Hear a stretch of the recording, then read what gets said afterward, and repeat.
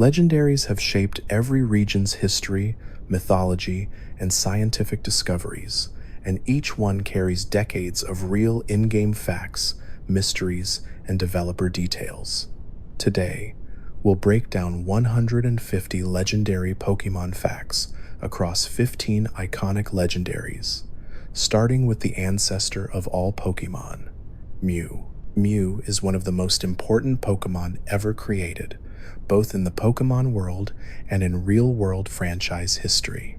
When it was first added by programmer Shigeki Morimoto late in the development of Pokémon Red and Green, it was included secretly, without Nintendo's knowledge, becoming a hidden mascot that completely changed the franchise's future.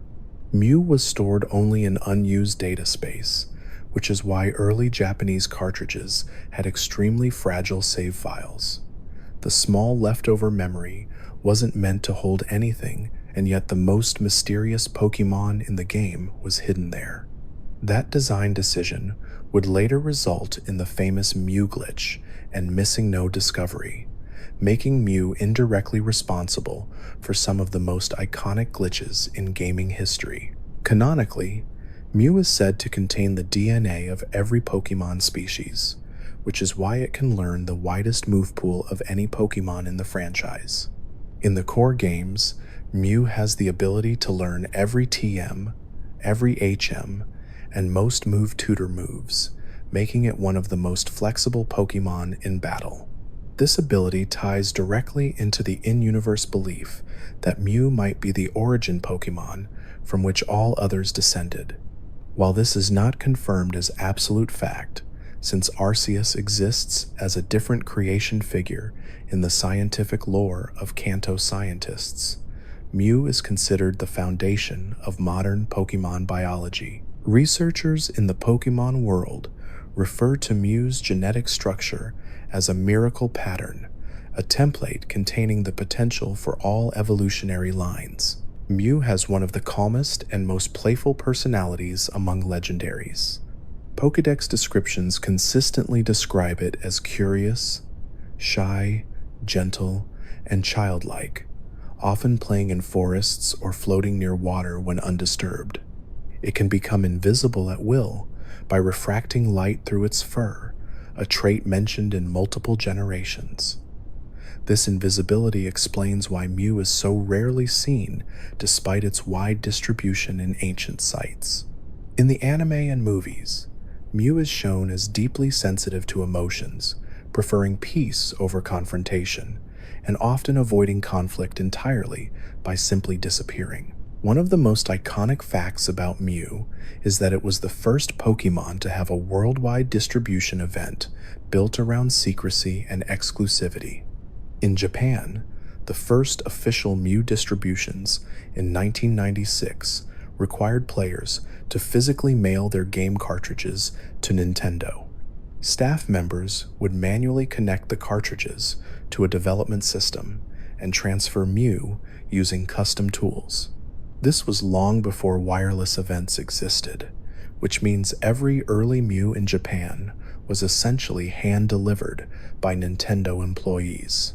In the West, Mew was distributed at malls, official tournaments, and magazine promotions. Because these events were limited, Mew quickly became one of the most desired Pokémon in the world, driving massive demand for Pokémon Red and Blue. In the Pokémon canon, Mew is strongly associated with ancient ruins and long-lost civilizations. The Pokémon Mansion journals in Pokémon Red, Blue, and Fire Red, Leaf Green contain Mew's earliest in-game lore, describing how researchers discovered a Mew fossil deep in the jungles of Guyana, leading to the creation of Mewtwo. This makes Mew one of the only legendaries directly involved in major scientific experimentation. Despite its ancient origins, Mew appears in almost every region in some form, hinting that it survived long before recorded history and that it may have been present across the entire Pokémon world. The Pokémon Stadium games, Pokémon Snap titles, and various anime episodes support the idea that Mew travels widely, choosing any environment as long as it remains undisturbed.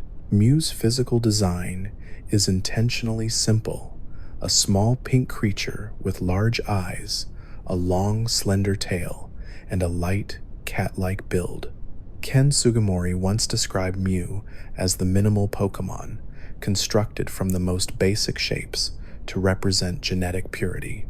Its psychic typing reflects its innate intelligence and mysterious power, while also setting it apart from more physically imposing legendaries. The simplicity of Mew's design is one reason it has aged so well even after generations of new Pokémon. Mew still looks modern, clean, and iconic.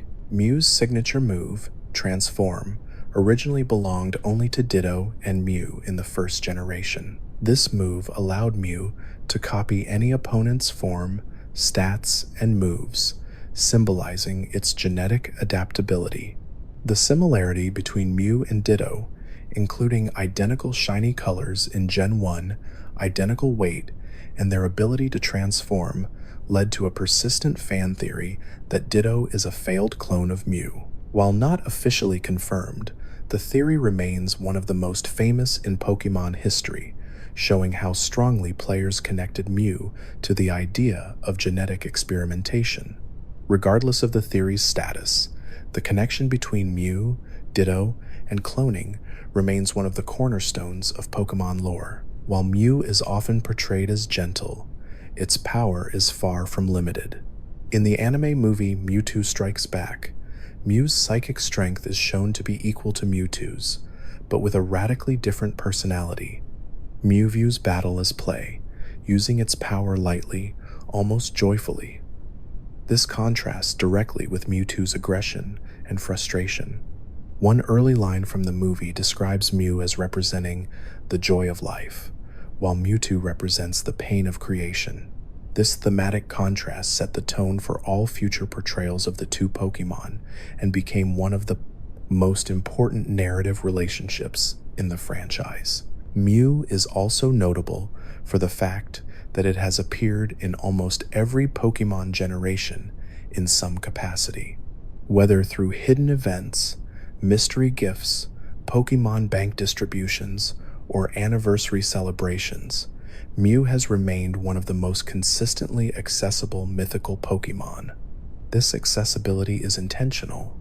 Mew has been positioned by Game Freak as the universal mythical, the Pokémon that every generation of fans should have the chance to experience. Because of this, Mew is always one of the earliest mythicals distributed whenever a new Pokémon service or system launches. The Pokémon Go encounter with Mew was one of the most significant updates in the game's history. Instead of appearing in the wild or in raids, Mew was tied to the first special research quest, a mythical discovery, requiring players to complete multi-step tasks such as evolving Pokémon, hatching eggs, and making great throws. The final encounter played Mew's theme from the first movie and caused Mew to dance invisibly, requiring players to throw Pokeballs carefully. This encounter was widely praised for blending lore with gameplay, making the discovery of Mew feel like a true journey. In competitive battling, Mew occupies a unique niche. Its balanced stats, enormous move pool, and unpredictable sets make it one of the most flexible Pokémon in formats like Smogon's OU and Ubers. It can serve as a hazard setter, sweeper, stall breaker, or support Pokémon, depending on how it's built. Because of this versatility, Mew is often described as the Swiss Army knife of competitive Pokémon, capable of fitting nearly any team role. In the broader mythology of the Pokémon world, Mew occupies a unique position between scientific canon and mythical origin stories. While Arceus is the godlike creator, Mew acts more like the biological root, the common ancestor of modern species. This dual-layered lore allows both religious mythology and scientific discovery to coexist. In Sinnoh mythology, the world begins with Arceus, but the diversification of life could still stem from Mew's genetic template. Fans often describe Mew as the bridge between science and myth, connecting the tangible world of DNA and fossils with the mystical world of celestial beings. In the anime, Mew's appearances are consistently meaningful. In Lucario and the Mystery of Mew, it serves as a guardian of the Tree of Beginning, emphasizing its connection to natural balance. In Pokemon Horizons, Mew is referenced again as a creature tied to ancient research. Across all appearances, Mew is portrayed as kind-hearted, curious, and morally neutral, not aligned with humans, but not opposed to them either. One of the most significant real-world impacts of Mew is the fact that Pokemon, as a franchise, might not have succeeded without it. When the Mew glitch rumors spread among Japanese schoolchildren, interest in the games exploded. Magazines printed unofficial tips, playground rumors spread daily, and demand for Pokemon merchandise skyrocketed. What began as a hidden sprite accidentally became the catalyst for Pokemon becoming a cultural phenomenon.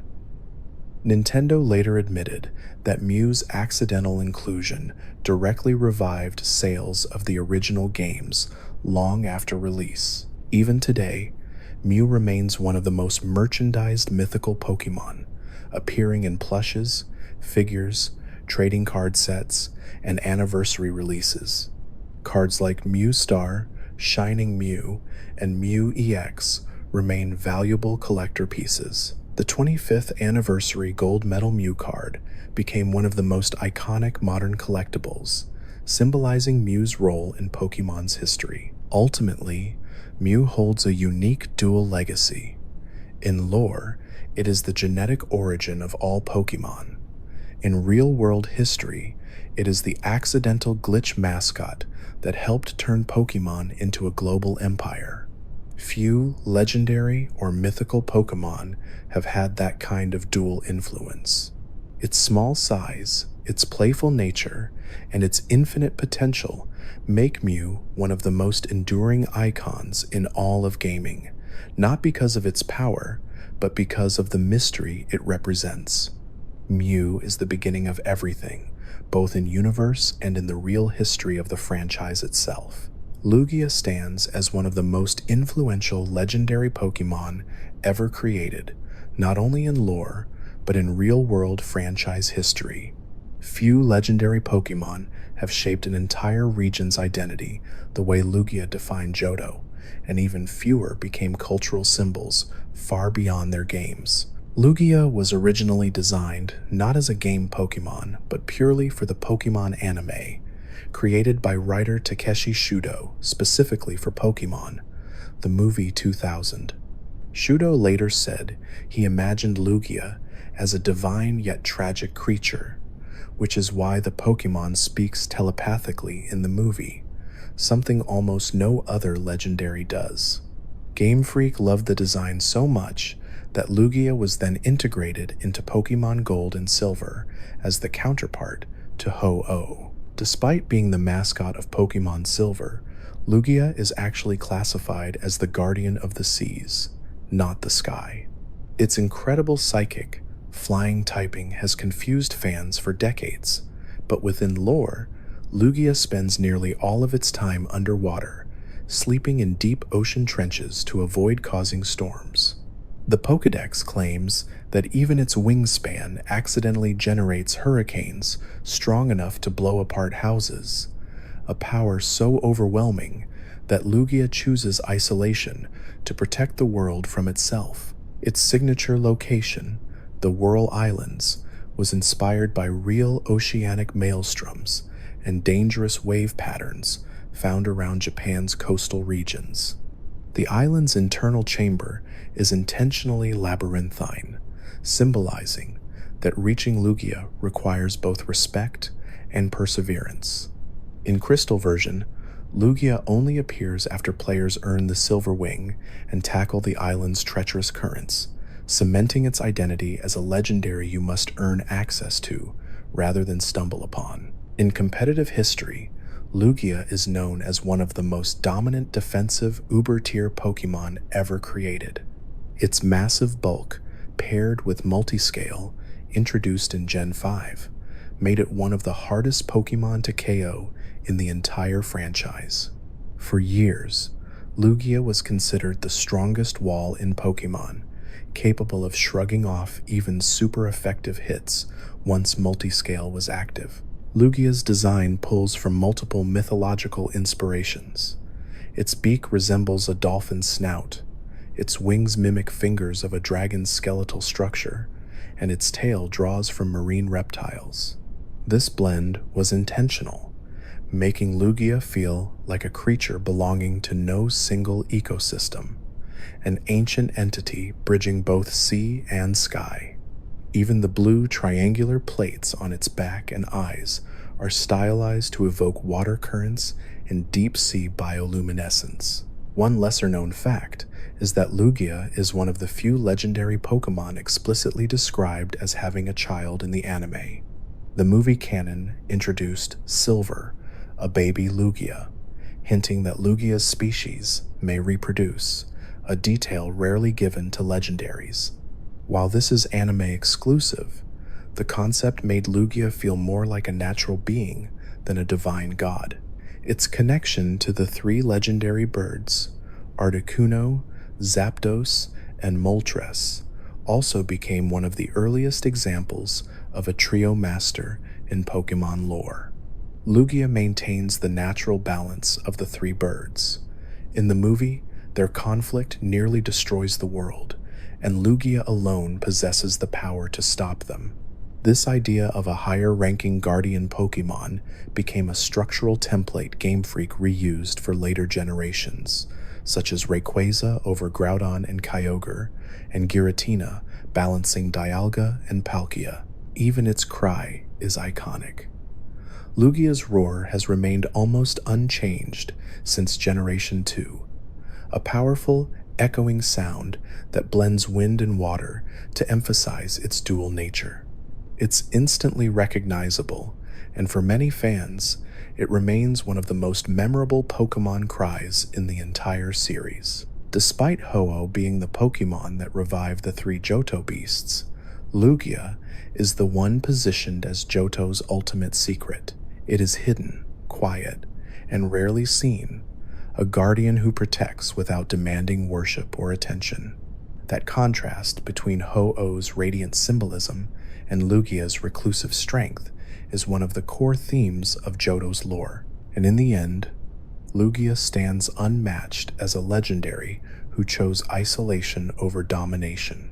It's not a ruler of the sea, it's a protector of balance, a creature of overwhelming power that retreats into the depths simply because it fears what its own strength could do. In a series filled with deities and cosmic beings, Lugia remains one of the most grounded and emotionally complex legends ever created. Mewtwo has always stood apart from every other legendary Pokémon, not only because of its power, but because of the circumstances of its creation.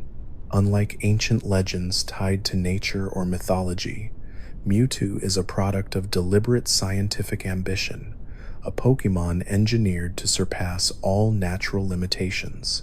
Everything about its existence, from its genetic makeup to its combat instincts, reflects the intention behind it, to design the strongest living being ever recorded. The story begins with a fossilized eyelash of Mew, the ancestor of all Pokémon. Researchers at the Pokémon Mansion on Cinnabar Island believed that if they could isolate and amplify Mew's genes, they could artificially create a being with every potential Mew possessed, but without its playful temperament or emotional softness.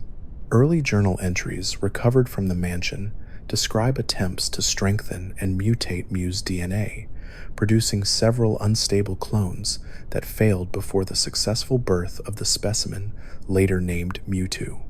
Even in its earliest days, Mewtwo far exceeded the researchers' expectations, developing psychic strength at a rate that terrified the team tasked with monitoring it. Unlike most legendary Pokémon, Mewtwo did not inherit balanced, natural instincts.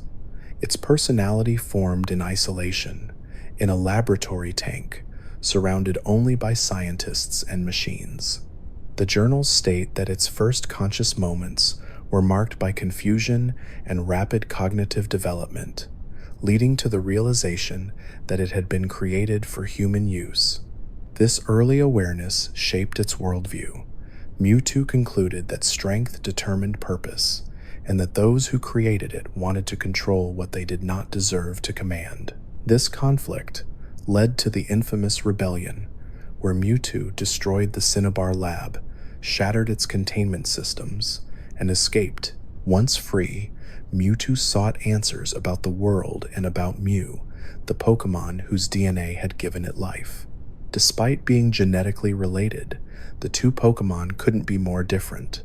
Mew is curious, gentle, and playful, while Mewtwo is calculating, intense, and driven by purpose. This natural mismatch has created one of the most iconic rivalries in Pokémon lore.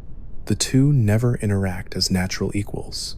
Their clashes always represent the conflict between creation and origin, engineered power and natural potential. Mewtwo's raw abilities reflect just how far genetic engineering was pushed. Official Pokédex data consistently lists it as one of the most powerful Pokémon ever discovered, with psychic output surpassing even wild-born legendaries.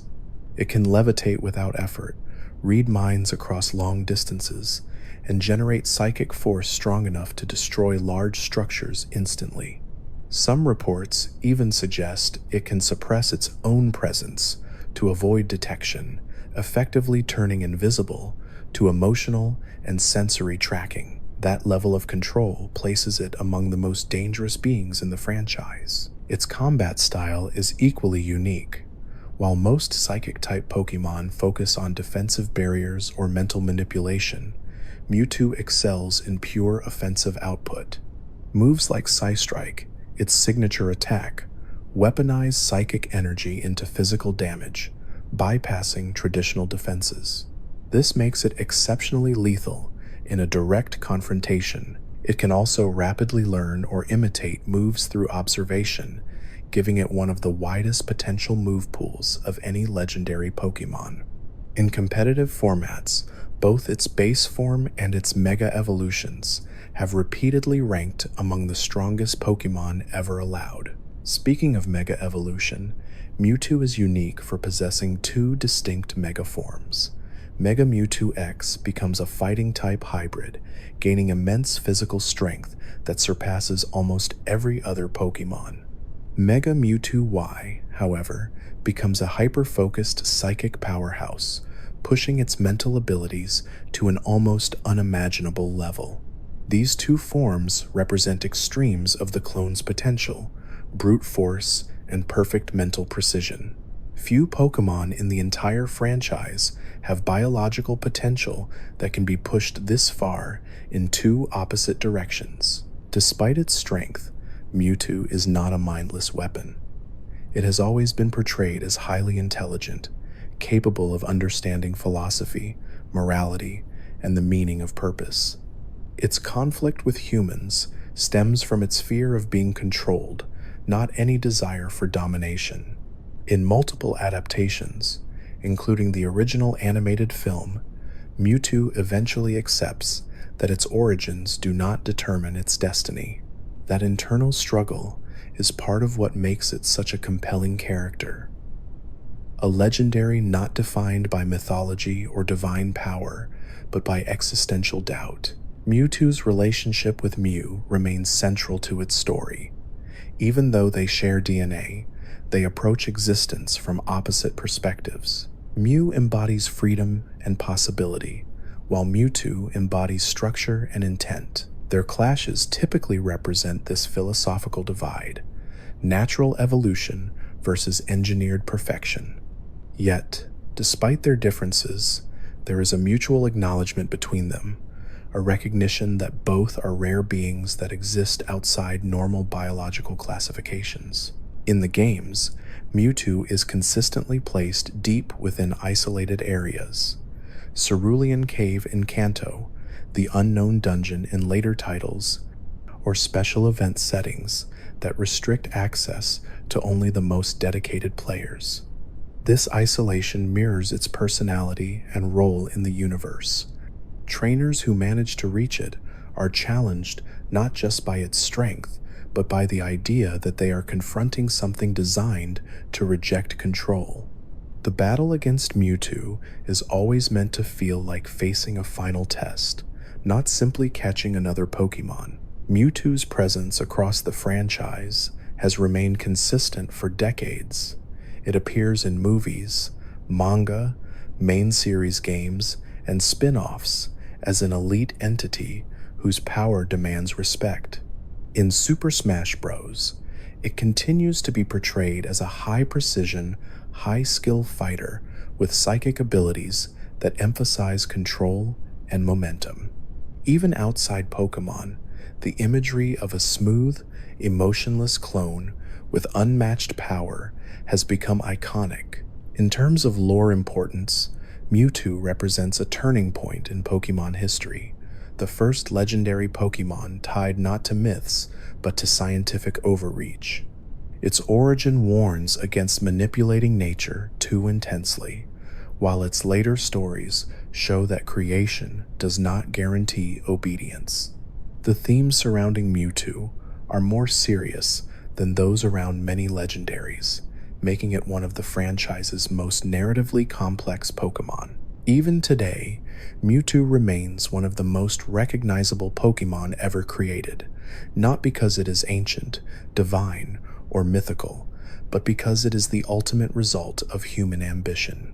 It is a legendary defined by conflict, intelligence, and identity, making it one of the deepest and most enduring Pokémon in the entire franchise. Ho-Oh stands at the center of Johto's mythology because it represents renewal, eternal cycles, and the rare possibility of rebirth.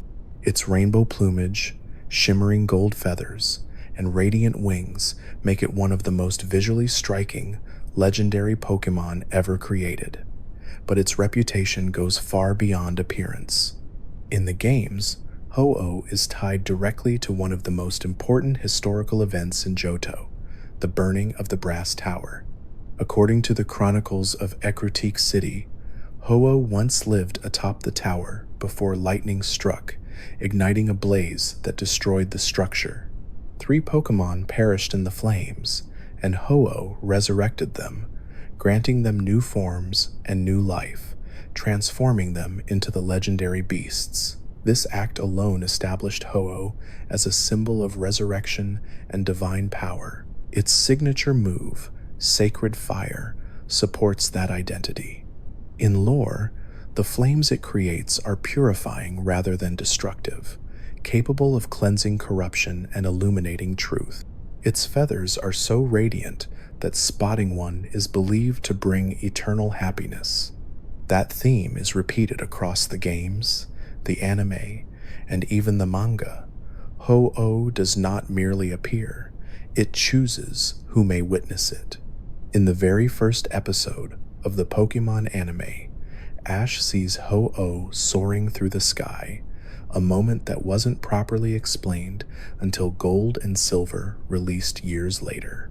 That early reveal was intentional, grounding Ho-Oh as a symbol of destiny, the idea that significant journeys begin with a spark of wonder. Its design draws from multiple real-world inspirations.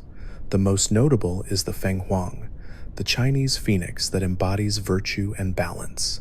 Unlike Western phoenixes that burn and regenerate endlessly, the Feng Huang represents harmony and divine blessing, a concept directly reflected in Ho-Oh's ability to resurrect and its association with eternal happiness. The multicolored spread of its wings also mirrors traditional depictions of the Feng Huang, which was often illustrated with feathers representing the 5 classical elements. Ho-Oh's counterpart relationship with Lugia is one of the most important dualities in Pokémon. Lugia rules the seas, storms, and tempests, calm and confident beneath the ocean's surface, while Ho-Oh rules the heavens, light and warmth. Their towers in Ecruteak, the Bell Tower, and the now ruined Brass Tower once mirrored this balance.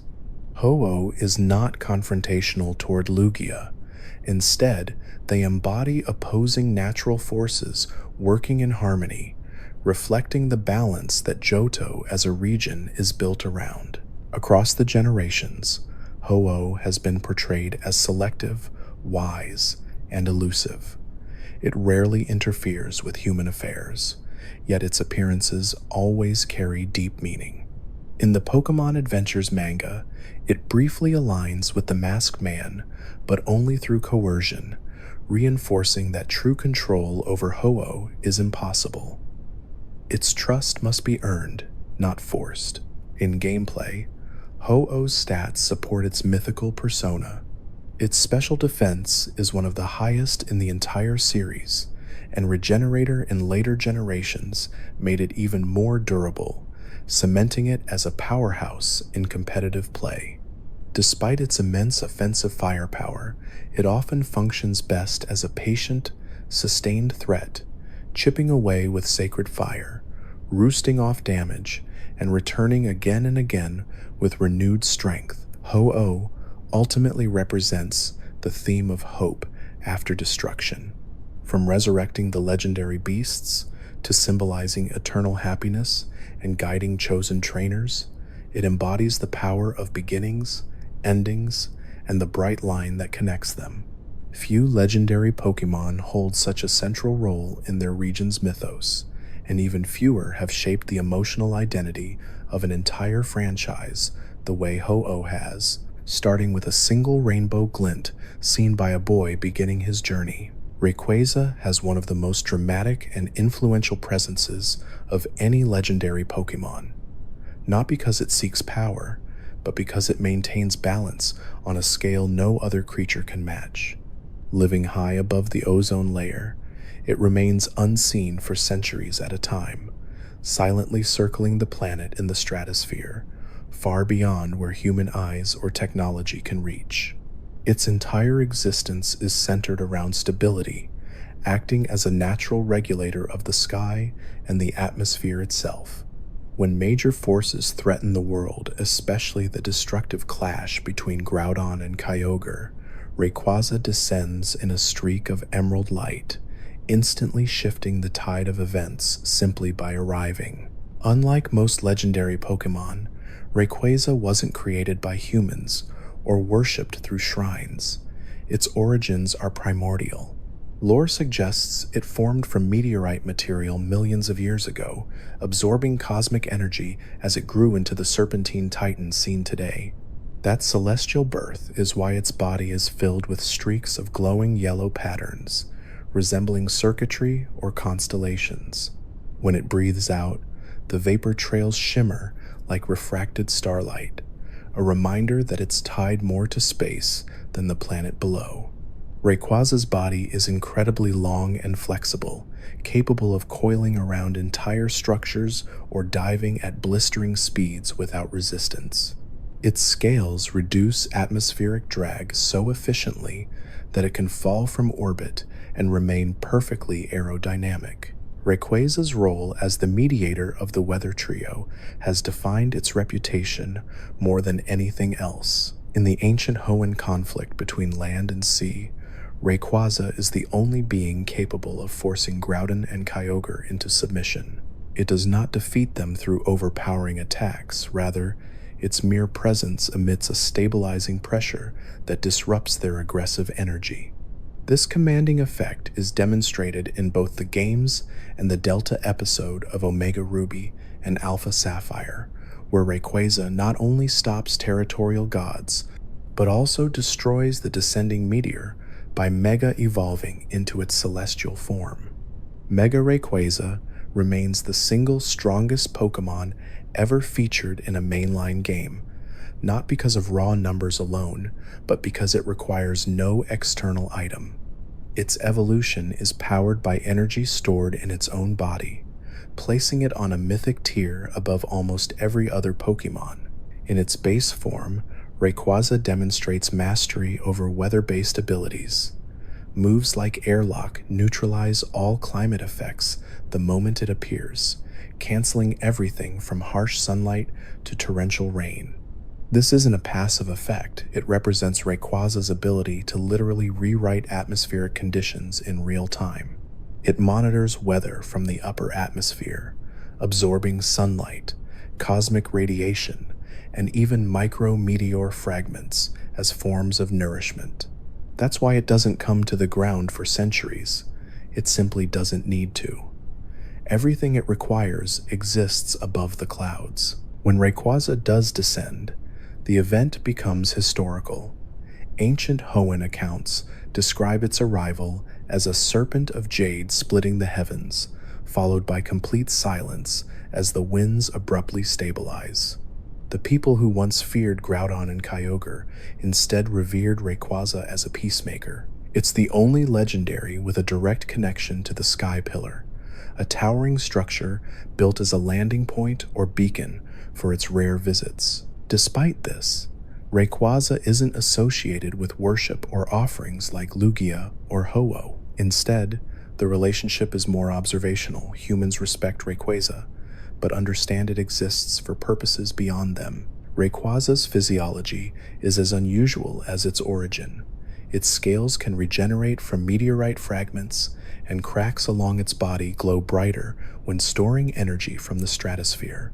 The long fins on its jaw and tail aren't decorative. They're sensory organs that detect atmospheric pressure changes from miles away. Its roar can disperse clouds, and its serpentine body allows it to form complex airborne maneuvers impossible for winged Pokémon.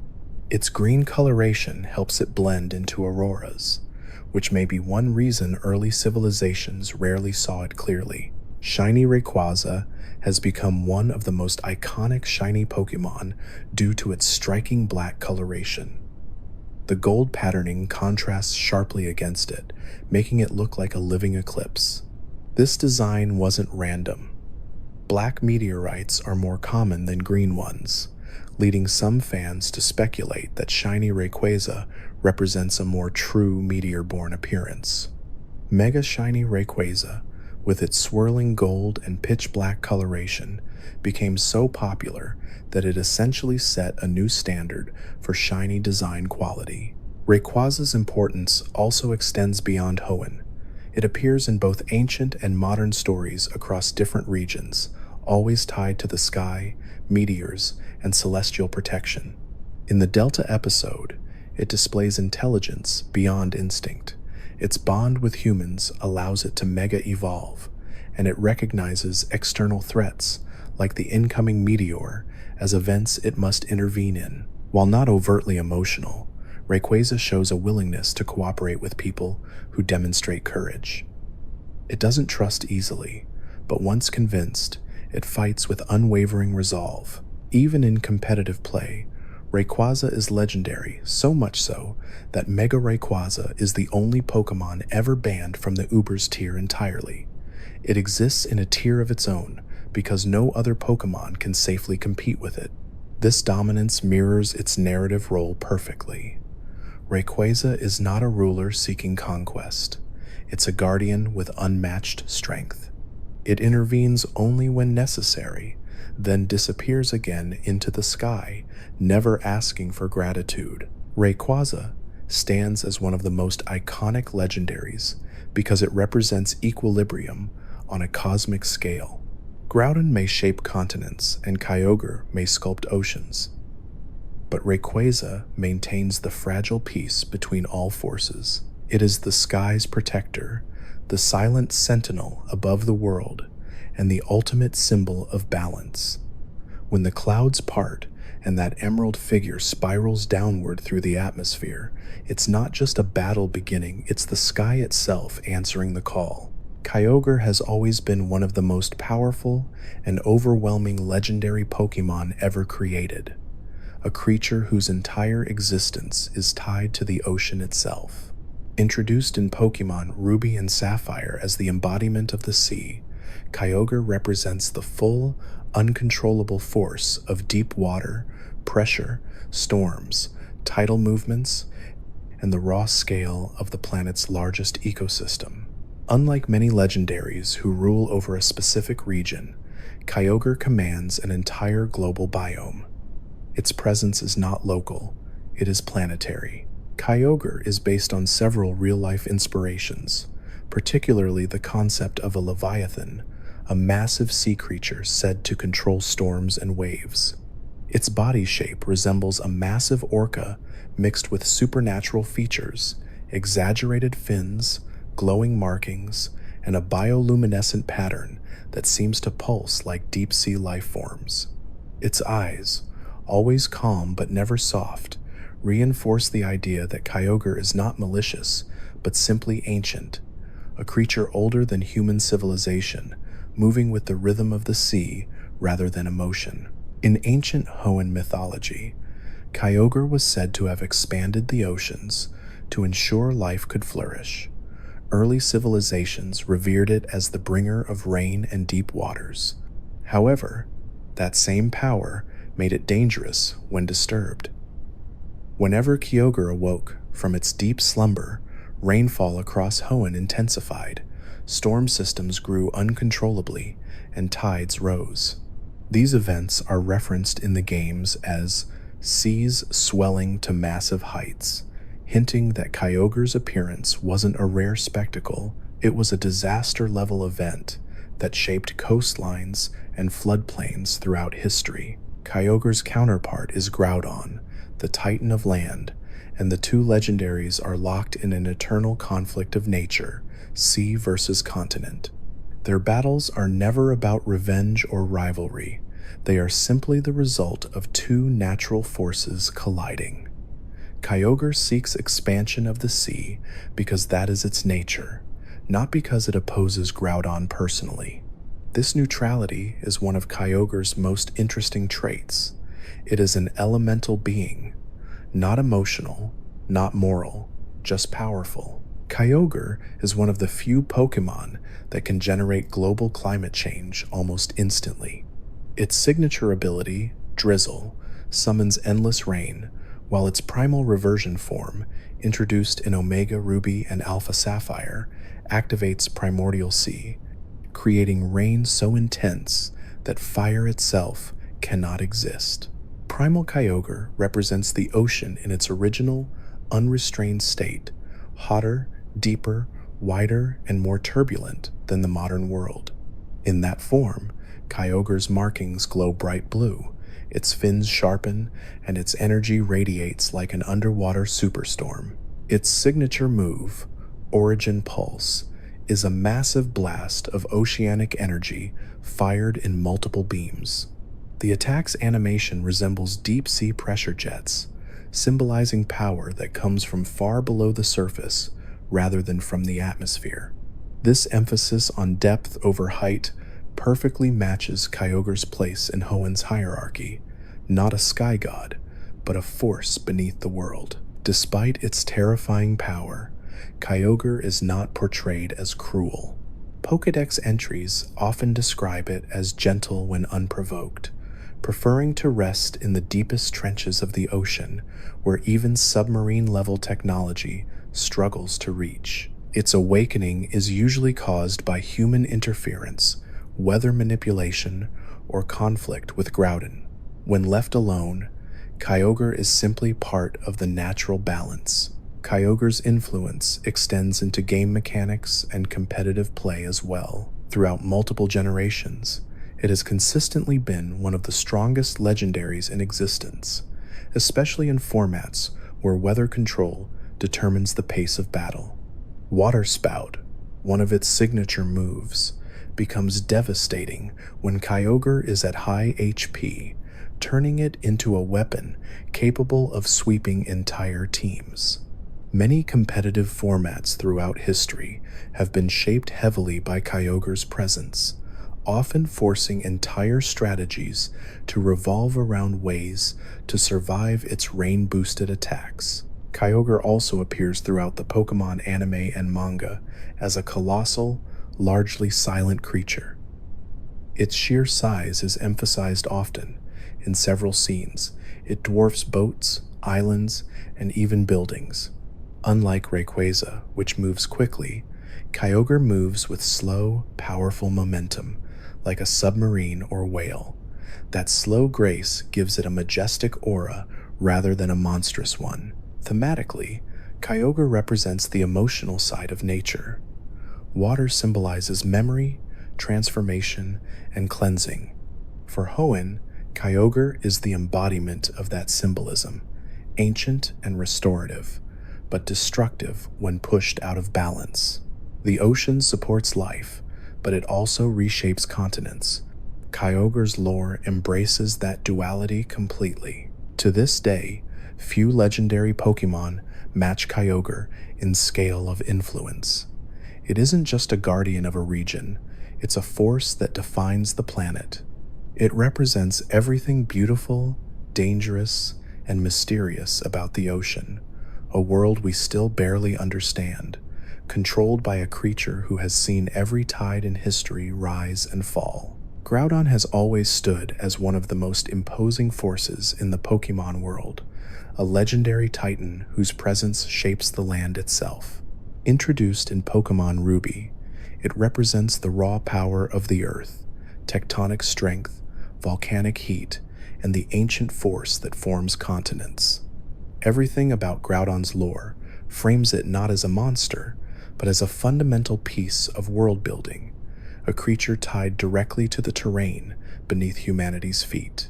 In ancient Hoenn mythology, Groudon is said to have risen from the planet's molten core during times of extreme drought, emerging when the world's balance was threatened by overwhelming oceanic expansion. It is described as the embodiment of land itself, a being whose movement carves valleys, raises mountains, and expands the very shape of continents. This myth is supported in the games by Groudon's ability to trigger intense sunlight, a reflection of scorching heat radiating off its volcanic body. When Groudon appears, the temperature rises dramatically, crops dry out, and even bodies of water begin to evaporate. These effects aren't supernatural exaggerations. They mirror real volcanic phenomena like superheated air and magma-driven droughts. Groudon's body design reinforces that lore. Its armored plates resemble cooled magma crusts, sharpened into jagged ridges across its back and claws. The glowing lines running through its body in its primal state are essentially fissures, where molten energy leaks outward like exposed magma veins. This imagery directly references real-world tectonic plates and the reddish glow of lava seen through cracks in volcanic rock. Even its heavy, earth-shaking footsteps are described as capable of altering landscapes, a nod to seismic activity and the geological force required to lift mountains or crack open new land. The ancient rivalry between Groudon and Kyogre sits at the heart of Hoenn's mythology. While Kyogre represents seas and storms, Groudon symbolizes continents and heat. Their clashes are legendary for a reason. They mirror the real-world tension between tectonic uplift and oceanic erosion. In the games and lore, these battles aren't petty feuds. They're natural cycles that shape the planet's structure. Groudon expanding land and Kyogre expanding water reflect a planet constantly shifting between extremes. Rayquaza's intervention exists because without balance, both would tear the world apart through opposing forces of drought and flood. Primal Groudon, introduced in Omega Ruby, expands on this concept by diving deeper into Hoenn's geological foundation. In this form, its ability, Desolate Land, creates such extreme heat that even water-type attacks evaporate before they touch its body. This isn't just a gameplay mechanic, it's a lore detail suggesting Groudon's primal energy returns it to its original planetary formation state, overflowing with the same heat that shaped continents billions of years ago. Its secondary fire typing during primal reversion also reinforces its volcanic roots, connecting it more directly to magma, eruption cycles, and pyroclastic heat. Groudon's role in the Pokémon world extends beyond combat and myth. According to the Pokédex, It is responsible for creating much of the world's landmass. While obviously symbolic, the idea aligns with actual geological phenomena like continental drift, volcanic island formation, and land uplift caused by earthquakes. Its immense size and density make it one of the heaviest Pokémon ever recorded, weighing over 2,000 pounds, fitting for a creature literally tied to the planet's crust. Even its resting state is said to be underground, slumbering in magma chambers or deep beneath mountains, adding to the belief that its presence stabilizes or destabilizes the Earth around it. One of the most overlooked details in Groudon's lore is its connection to drought-resistant ecosystems. In several Pokédex entries, it is said that sunlight and heat intensify wherever it walks. In a natural sense, this parallels how volcanic soil, once cooled, becomes extremely nutrient-rich, encouraging new plant growth even after destructive eruptions. There's an underlying theme in Groudon's portrayal: destruction followed by renewal. Where it scorches the earth, life eventually returns stronger than before, a symbolic reflection of real-world volcanic cycles. In battle, Groudon stands as one of the strongest legendary Pokémon ever created. Its physical attack and defensive stats are immense, and its access to moves like Precipice Blades and Eruption make it a devastating presence. Yet even here, its strength is thematic. It fights not with elegant techniques, but with raw, geological force. Its signature moves are literally earthquakes and fissures, representing the violent shifts of tectonic power. When Groudon fights, it doesn't behave like a predator or conqueror. It behaves like the land itself shifting. Groudon's influence stretches into the cultural memory of the Hoenn region. The people of Hoenn treat Groudon and Kyogre not as creatures to fear, but as forces to respect, two halves of the natural cycle that maintains the balance between land and sea. Their lore is intertwined with the geography of the region: volcanoes, dry plains, fertile soil, and the rugged mountains that define Hoenn's shape. Groudon is part of that identity, a living symbol of the region's volcanic origins, its extreme climates, and its constant push and pull with the ocean. Even in modern Pokémon media, Groudon preserves that sense of scale.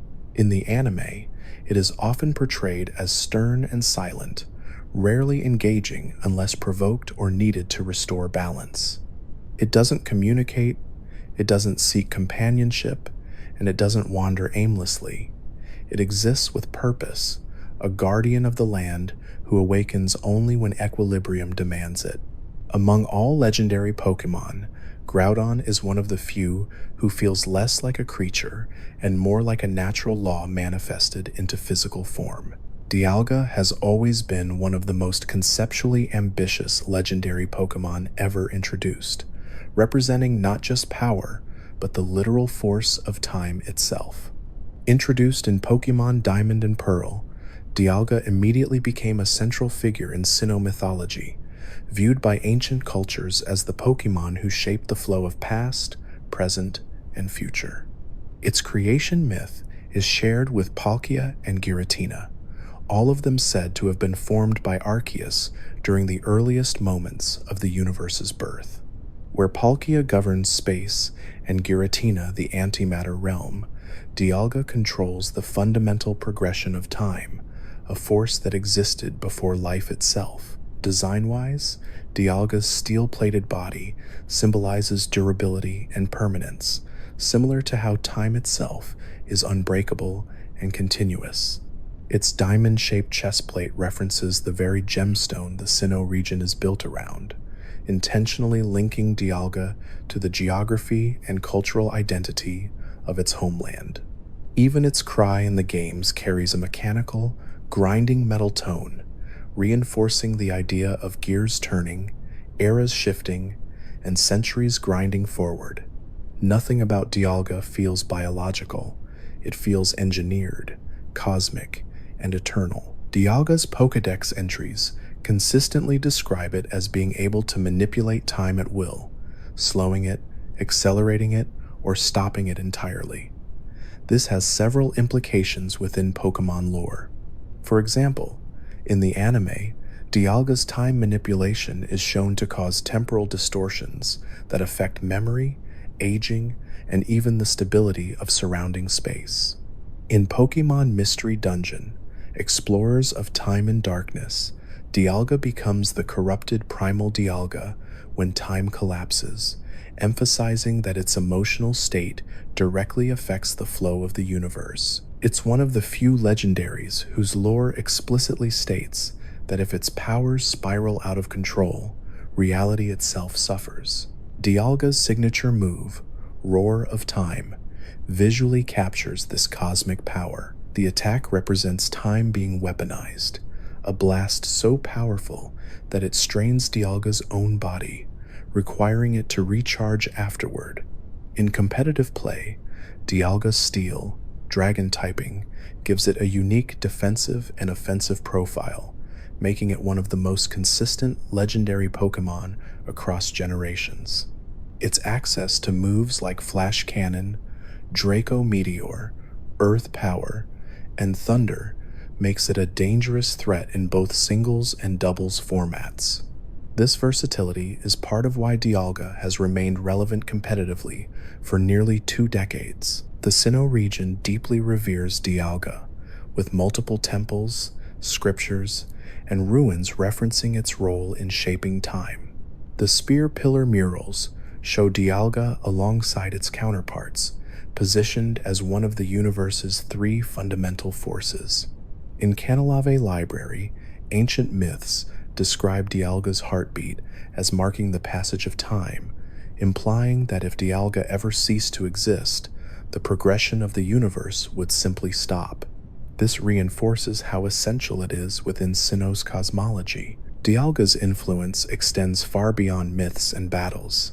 In the anime, Dialga has appeared across multiple films, where its role often revolves around cosmic balance. In Pokémon, The Rise of Darkrai, its clash with Palkia nearly unravels reality, proving how catastrophic even a minor conflict between the two can be. Despite its immense power, Dialga is rarely portrayed as malicious. Instead, it functions like a natural force, neutral, constant, and unchanging.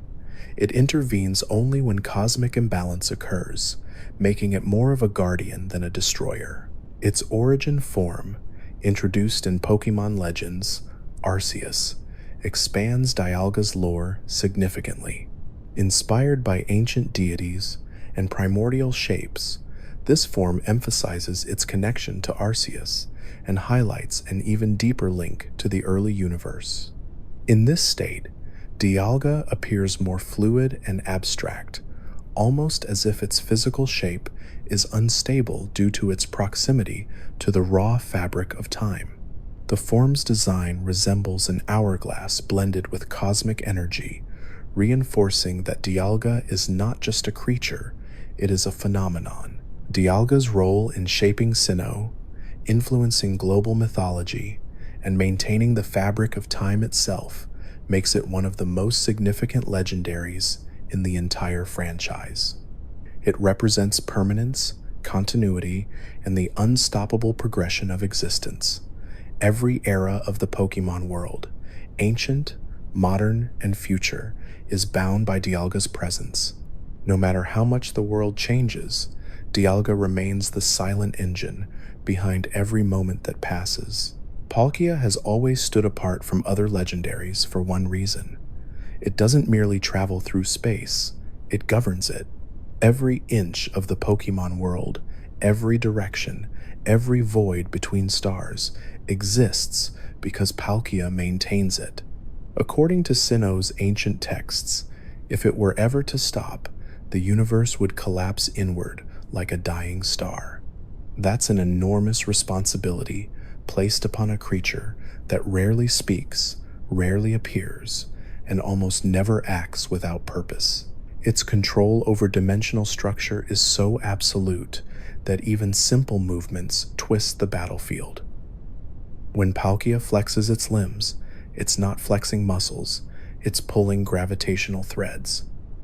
In the anime and movies, it demonstrates this by bending buildings, warping distances, and opening spatial tiers like they're nothing more than ripples on a pond. The space around it responds as if alive, stretching or folding depending on Palkia's mood or intent. This authority over reality has made many civilizations treat it as a cosmic deity. In the Canalave Library, ancient myths describe Palkia as the breath of the void, a being whose wings can widen or contract the universe. Early humans believed that thunderstorms or strange lights in the night sky were signs of Palkia shifting the shape of the world, a kind of cosmic maintenance that kept existence stable. Even Dialga, its counterpart, relies on Palkia's spatial canvas to weave time across. Design-wise, Palkia's draconian appearance reflects both elegance and violence. Pearl-white armor, ridged plating, and a posture that resembles something built rather than born. It's water. Dragon typing is symbolic, too.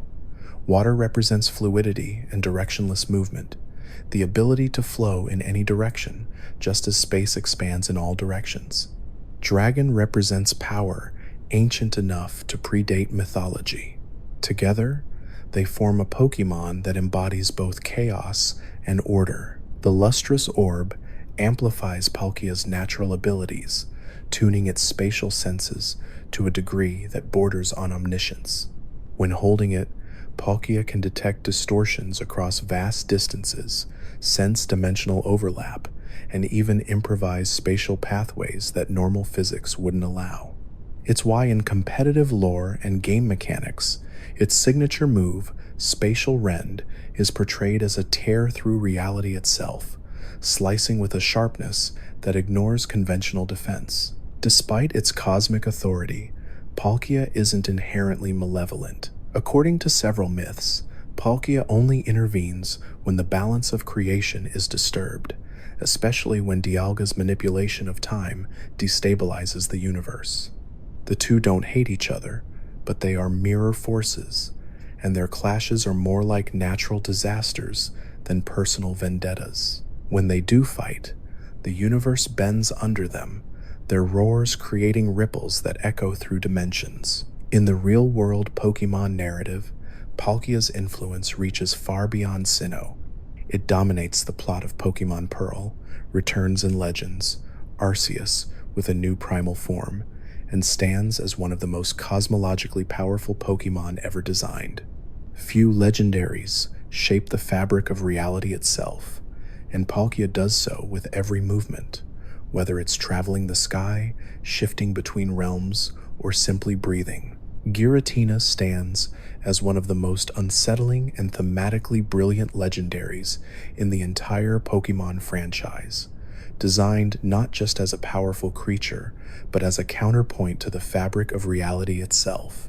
Introduced in Pokémon Diamond and Pearl and fully explored in Platinum, Giratina is the embodiment of antimatter, distortion, and everything that exists outside the rules that govern the physical world, giving it a role unlike any other legendary Pokémon before or after it. Giratina's primary lore positions it as the third member of the creation trio, alongside Dialga and Palkia. While the latter two govern linear concepts, time for Dialga and space for Palkia, Giratina occupies a more abstract domain, the distortion world. This realm is a space where gravity, perspective, and physical rules behave unpredictably, and its existence reflects the theme that not everything in the universe is meant to follow the same boundaries. Because of its violent nature, Arceus exiled Giratina to this dimension, but the lore never paints Giratina as evil. Instead, it represents balance, the necessary opposite to structured reality. Giratina's two forms deepen its symbolism. Altered form reflects its restrained, grounded presence when interacting with the real world, emphasizing defense and stability. Origin form, Unlocked in the distortion world or with the Griseous orb represents Giratina's true, unrestrained state. In this form, it floats snake-like through distorted space, mirroring the fluid movement of antimatter or even mythological world serpents. The shift between these forms is one of the earliest examples of a legendary with mechanically meaningful alternate shapes tied directly to lore rather than simple transformation. Many fans consider Giratina's role in Pokémon Platinum one of the best uses of a legendary in the entire series. Instead of being just a super powerful creature to chase, Giratina actively intervenes in the story, pulling Cyrus into the distortion world, effectively saving Sinnoh from his attempt to eradicate spirit and emotion. This is why Giratina's characterization is complex. Though exiled for violence, it ultimately becomes a protector, aligning its purpose with maintaining universal equilibrium. It doesn't oppose Dialga and Palkia out of rivalry, but because their clash threatens the balance it was created to maintain. The distortion world itself is another reason Giratina stands out. It is one of the most visually experimental environments in any Pokémon game, an entire puzzle-like dimension with inverted gravity, floating platforms, and serene but unsettling silence. This environment reflects Giratina's nature more effectively than any Pokédex entry could. It doesn't just come from that world, it is that world. Its existence is so intertwined with antimatter and dimensional lawlessness that the environment becomes an extension of its identity. Pokédex entries consistently emphasize Giratina's emotional depth, often describing it as observing humanity quietly and appearing only in deserted locations. This detail reframes it not as a monster hiding in shadows, but as a solitary, almost contemplative figure. Its banishment does not lead to bitterness, only isolation. It feels more tragic than villainous, a guardian forced to watch the world from behind a dimensional barrier. Its type combination, ghost, dragon, further underscores its thematic identity. The ghost typing represents exile, intangibility, and existence outside the physical world, while the dragon typing roots it within the same mythic lineage as other creation Pokémon. This blend allows Giratina to be intimidating, but not malevolent, powerful but not domineering. Among all dragon legendaries, Giratina's typing is one of the most narratively cohesive choices Pokémon has ever made. Giratina's influence extends beyond Sinnoh. In later lore, it becomes symbolic of the unseen forces that keep reality stable. While Dialga and Palkia are celebrated as creators, Giratina is the quiet stabilizer, ensuring that what is created does not fall apart. This makes it one of the most thematically important Pokémon in the entire multiverse, functioning as an unseen anchor for reality itself. Yveltal stands as one of the most thematically striking legendary Pokémon ever created, embodying the very concept of entropy and the natural end of all things. Introduced in Pokémon X and Y as the counterpart to Xerneas, Yveltal represents destruction, decay, and the inevitable cycle in which life must eventually give way to death. Yet despite its fearsome nature, its lore is rooted in balance rather than cruelty, a being that takes only because the world must sometimes reset in order to live again. In Kalos mythology, Yveltal appears during moments of catastrophic imbalance, absorbing life energy from everything around it before retreating into a cocoon-like form. This is its legendary destruction life cycle, a process in which it gathers energy only to restore it to the planet centuries later when it awakens. Unlike many villain-coded Pokémon, Yveltal does not choose what to destroy. It acts as a natural force. Ancient Kalos inscriptions imply that its cycles may prevent the world from overgrowing or collapsing under its own weight, functioning like a pressure release that resets ecosystems after long spans of unchecked expansion. Yveltal is less a destroyer and more a cosmic equalizer. Its design draws heavily from real-world mythological sources.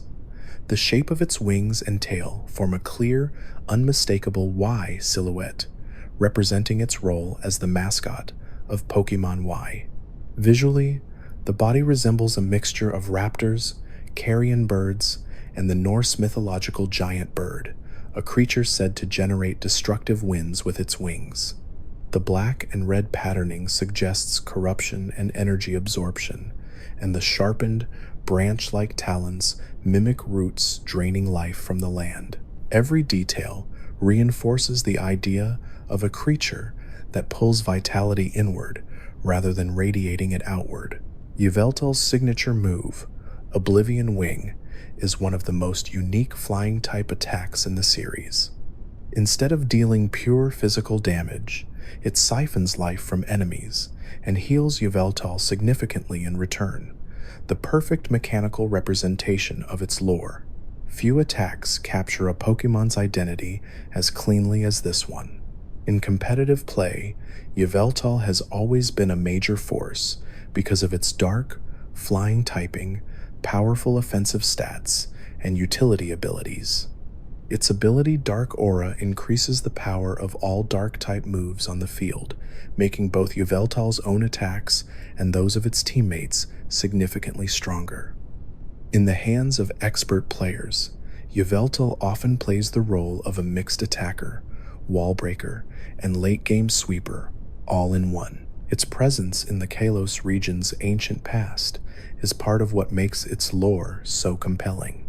Thousands of years ago, during the same war that created the ultimate weapon used by AZ, Yveltal is believed to have awakened in response to the devastating loss of life. The war caused a natural imbalance so great that Yveltal appeared and absorbed life energy on a massive scale. Its cocoon can supposedly be found buried deep beneath the region, though no game has confirmed its location. This ambiguity leaves room for theories. Some believe it lies beneath the Kalos Badlands, while others think it rests within a forgotten cavern connected to Geosenge Town, mirroring the slumber of Xerneas in the reflecting cave system. In the anime, Yveltal's portrayal is significantly darker than most legendary depictions. In the Diancie and the Cocoon of Destruction movie, it turns entire environments into lifeless stone with a single pulse of destructive energy. All living things, wildlife, plants, and even Pokémon companions fall victim to its petrification. Despite this frightening power, the movie does not portray Yveltal as evil. Instead, it behaves automatically, waking briefly due to environmental disturbance before returning to dormancy. It does not chase, torment, or play with its victims. It simply executes its natural function, reinforcing that it is not malicious, only inevitable. Even its Pokédex entries highlight this impartial nature. Across multiple generations, Yveltal is said to absorb the life force of everything around it when its own life comes to an end, reverting to a cocoon afterward. This is a stark contrast to Xerneas, who grants life in its own awakening cycle. Together, the pair forms one of the cleanest thematic duos in Pokémon history: life and death, creation and destruction, new beginnings and final endings. They do not oppose each other as enemies. Instead, they represent two halves of a natural system that defines the Kalos region's entire mythology. Yveltal's cocoon state remains one of the most mysterious phenomena in the franchise. While Xerneas enters a tree-like dormant form after exhausting its energy, Yveltal transforms into a black, cocoon-shaped structure reminiscent of a chrysalis. This symbolizes rebirth through destruction, a visual metaphor for how it eventually returns the energy it once absorbed. Because of this cycle, some Kalos legends describe Yveltal as the keeper of endings, while others portray it as a necessary cleanser of corrupted lands. A few even claim that areas destroyed by Yveltal later bloom with richer soil and stronger vegetation, hinting that the destruction may indirectly contribute to long-term ecological renewal. In terms of symbolism, Yveltal holds a place similar to mythological creatures like the phoenix, except in reverse. Instead of burning itself to rebirth in flames, it absorbs the surrounding life to enter hibernation. This inversion strengthens its role as the embodiment of endings rather than beginnings. Its wings, when spread, resemble claws reaching outward, a posture meant to invoke both fear and awe.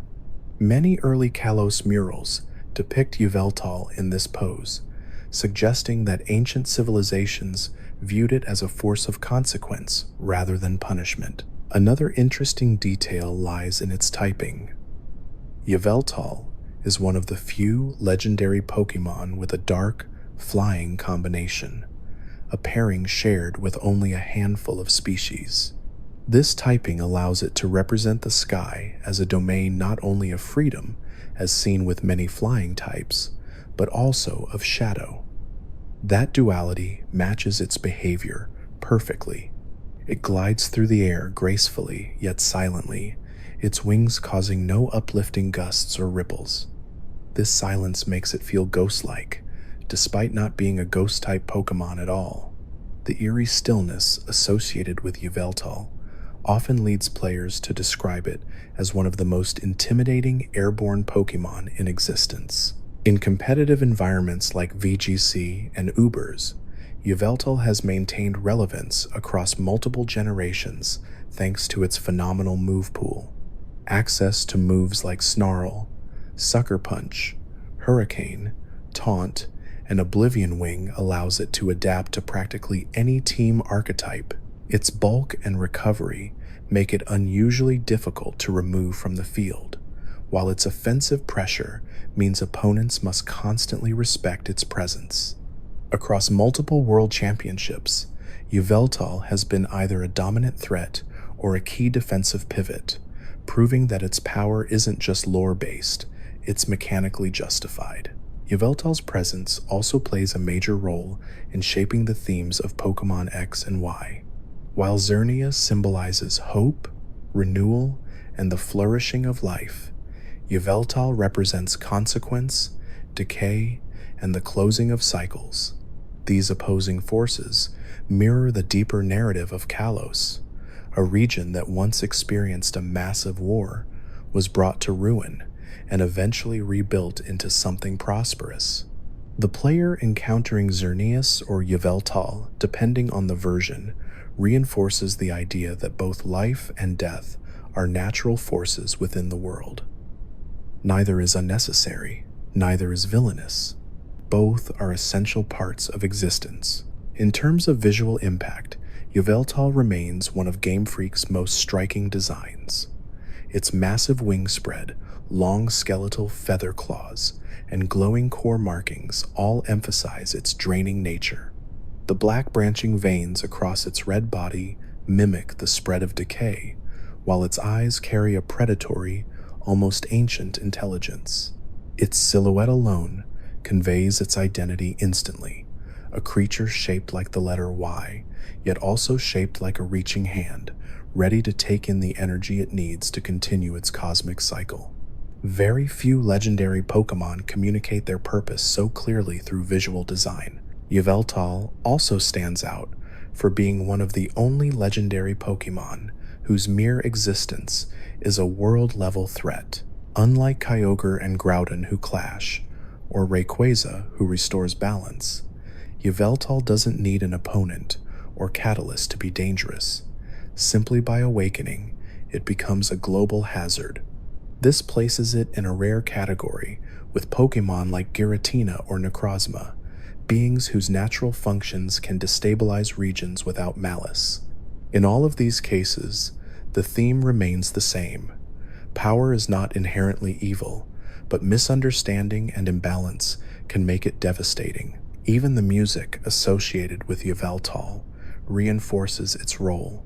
Its battle themes in Pokémon Y and later titles incorporate low, pulsing tones mixed with shrill cries that echo like distant screams, a reflection of the draining energy it emits. The result is a soundtrack that feels heavy, oppressive, and massive, matching the atmosphere of encountering a creature that represents the end of life. Despite its destructive nature, Yveltal has gained a loyal fan base. Many players are drawn to its unapologetically dark design, its role in Kalos mythology, and the stark elegance of its color palette. Others appreciate the philosophical depth it brings to the franchise, the reminder that life and destruction must coexist, and that endings are not inherently tragic, but necessary. Among legendary Pokémon, Yveltal remains one of the most narratively mature, visually iconic, and thematically consistent creatures Game Freak has ever created.